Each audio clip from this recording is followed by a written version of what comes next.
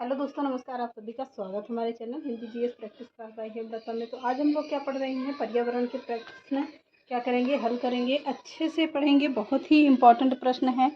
आप लोग इसको वीडियो को इसको मत करना और बढ़िया से बढ़िया प्रश्न रखे हैं। इतने तो और अच्छे हैं, इसके आगे और ही अच्छे अच्छे जो परीक्षा में बिल्कुल पूछे जाते हैं, इसके आगे वो भी प्रश्न हमने रखे हुए हैं। आप लोग बिल्कुल भी क्लास को मिस मत करना और कॉपी पे लेकर नोट भी कर लेना, जहाँ पर आप लोगों को समझ में आए, उचित लगे कि हाँ नोट करने वाला है तो नोट्स बनाते हुए चलिएगा। पहला प्रश्न देखते हैं आज के सेशन का। पृथ्वी का सर्वाधिक बृहद पारिस्थितिक तंत्र है, यानी कि कह रहा है प्रश्न कि पृथ्वी का सबसे बड़ा पारिस्थितिकी तंत्र कौन है? कौन है? जयमंडल है। कौन प्रश्न है? अरे सॉरी, कौन है? तो जयमंडल आता है। अगला प्रश्न है, एक विश्व का विशालतम पारिस्थितिकी तंत्र है। कह रहा है विश्व का सबसे बड़ा पारिस्थितिकी तंत्र है। विश्व का सबसे बड़ा पारिस्थितिकी तंत्र क्या होगा? समुद्र होगा। क्या होगा? समुद्र है। अगला प्रश्न है, वर्षा की मात्रा निर्भर करती है किसके ऊपर? निर्भर करती है, अगर वर्षा अधिक होती है, बढ़ती है, घटती है, तो मात्रा किस पर निर्भर करेगी? जल चक्र पर। किस पर करेगी? जल चक्र पर करेगी। अगला प्रश्न है, वायु क्या है? वायु क्या है?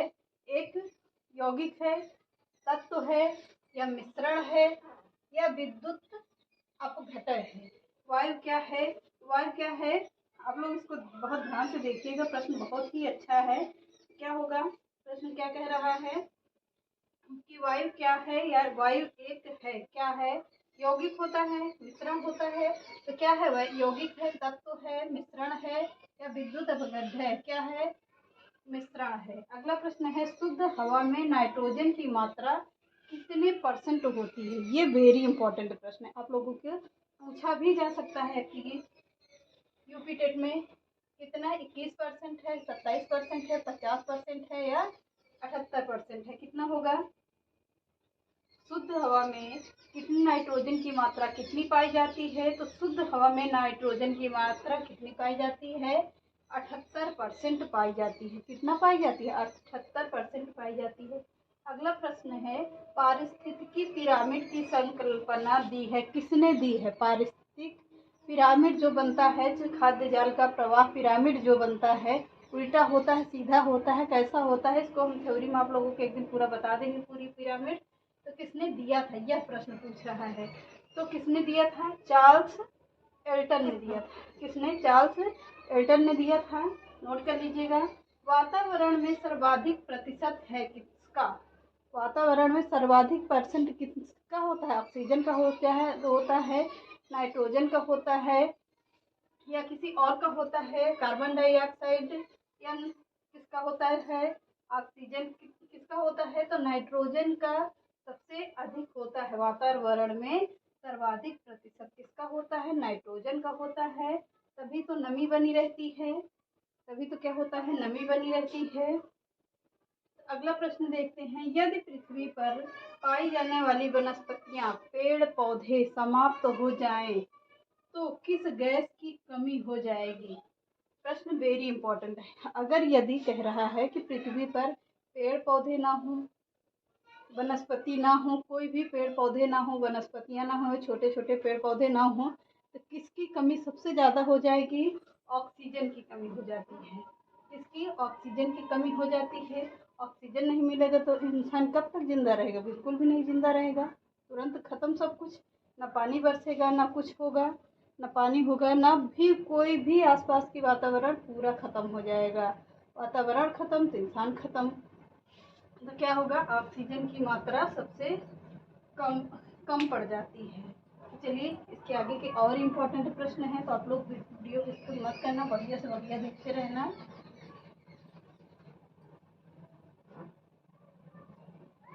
तो आप लोग, आई होप कि आप लोग नोट कर रहे होंगे प्रश्न, सभी अच्छे अच्छे प्रश्न उठाया हुआ है। अगला प्रश्न देखते हैं, निम्नलिखित में से कौन सा कार्य पेड़ पौधों का नहीं है? निम्नलिखित में से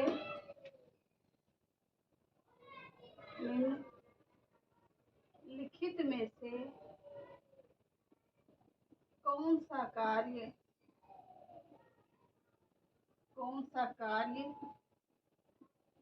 पेड़ पौधों का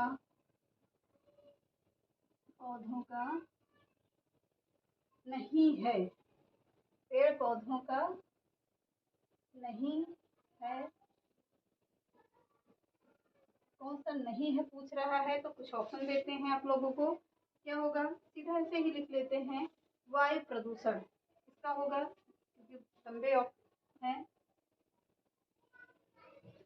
क्या होगा, वायु प्रदूषण,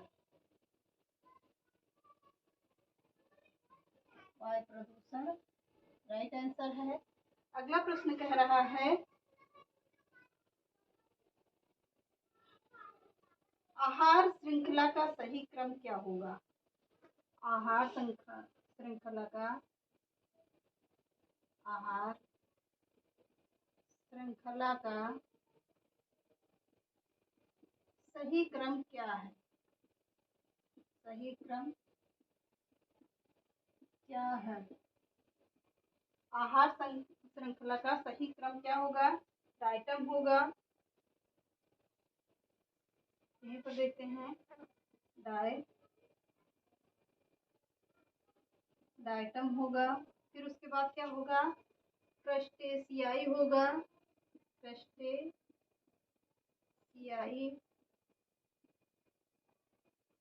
क्रस्टेशियाई होगा। फिर उसके बाद क्या होगा, हेरिंग होगा, क्या होगा, हेरिंग होता है। तो राइट आंसर है। अगला प्रश्न देखते हैं, पारिस्थितिकी निकाय में ऊर्जा का प्राथमिक स्रोत है। पारिस्थितिकी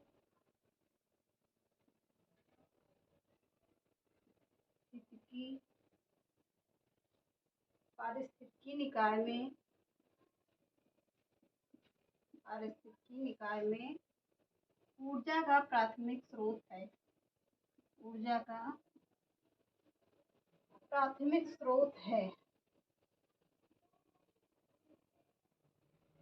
प्राथमिक स्रोत है, क्या है, सौर ऊर्जा है, क्या होता है, सौर ऊर्जा होगा,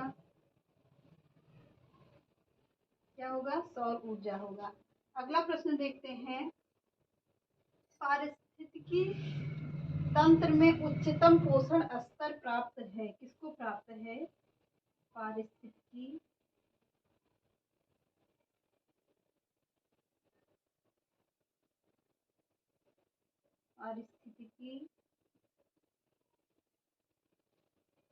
तंत्र में पारिस्थितिकी तंत्र में उच्चतम पोषण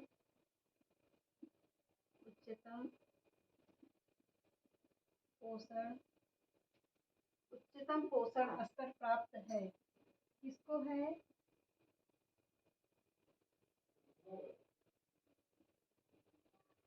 उच्चतम स्तर प्राप्त है, किसको प्राप्त है, तो किसको हो गया, सर्वाहारी को प्राप्त है।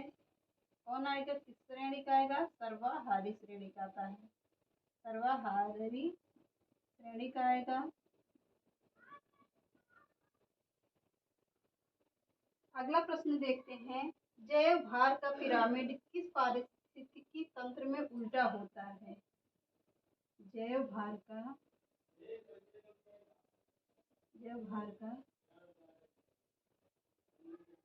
पिरामिड, जैव भार का पिरामिड किस पारिस्थितिकी तंत्र में, किस पारिस्थितिकी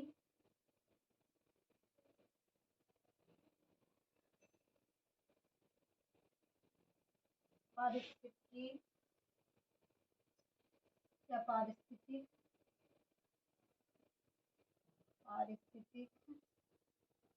तंत्र में उल्टा होता है, तंत्र में उल्टा होता है, किसमें उल्टा होता है, प्रश्न कह रहा है, इसमें होगा, तालाब का एक्वेरियम उल्टा होता है, कैसा, तालाब का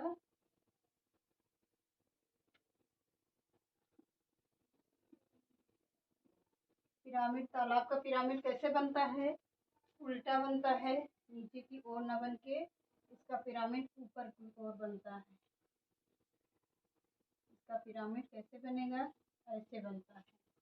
तो इस अगला देखते हैं, इतना पहले देखते हैं, निम्नलिखित में से कौन सा पेड़ पौधे का नहीं है? पेड़ पौधे का नहीं माना जाता है। तो वायु प्रदूषण क्या होता है? नहीं माना जाता है। और क्या माना जाता है?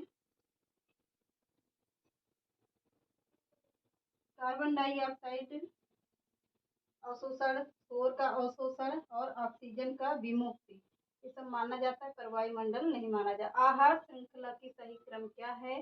डाइटम है, क्रस्टेशियाई है, हेरिंग है। डाइटम, क्रस्टेशियाई, हेरिंग है। अगला प्रश्न है, पारिस्थितिकी निकाय में ऊर्जा का प्राथमिक स्रोत क्या होता है? तो सौर ऊर्जा होता है।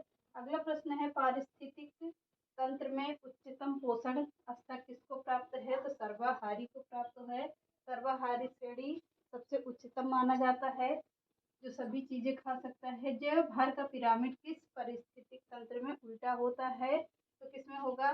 तालाब में उल्टा माना जाता है। चलिए आगे देखते हैं, अगला प्रश्न कुछ देख लेते हैं। नोट कर रहे होंगे आप लोग।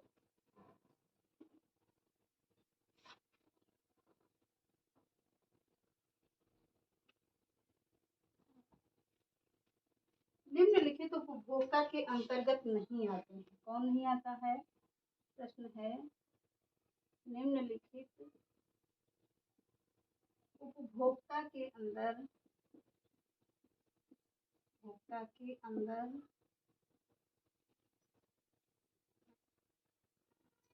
अंतर्गत, उपभोक्ता के अंतर्गत नहीं आते। कुछ ऑप्शन देते हैं। नहीं आते हैं। कौन सा नहीं आता है? मृत, मृतोपजीवी आता है, ये ऑप्शन है। मृतोपजीवी है। बी ऑप्शन क्या है? परजीवी है, परजीवी है। सी ऑप्शन क्या है? घास, मांसाहारी है, मांसाहारी है। डी ऑप्शन क्या होगा? उपरोक्त सभी। डी ऑप्शन है उपरोक्त सभी। तो क्या आता है? मृतोपजीवी नहीं आता है। अगला प्रश्न देखते हैं, पारितंत्र में ऊर्जा का पिरामिड होता है कैसे? ये बहुत पूछा जाने वाला प्रश्न है। पारितंत्र में ऊर्जा का पिरामिड, ऊर्जा का पिरामिड,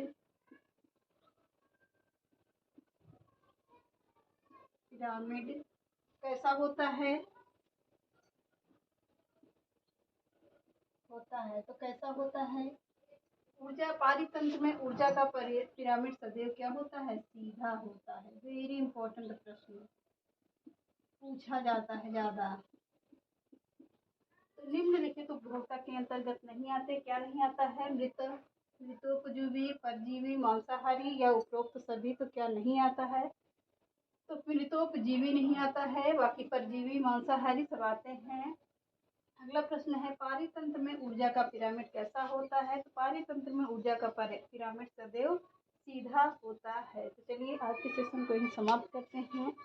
चैनल पसंद आए तो लाइक, सब्सक्राइब एंड शेयर करिएगा। नमस्कार।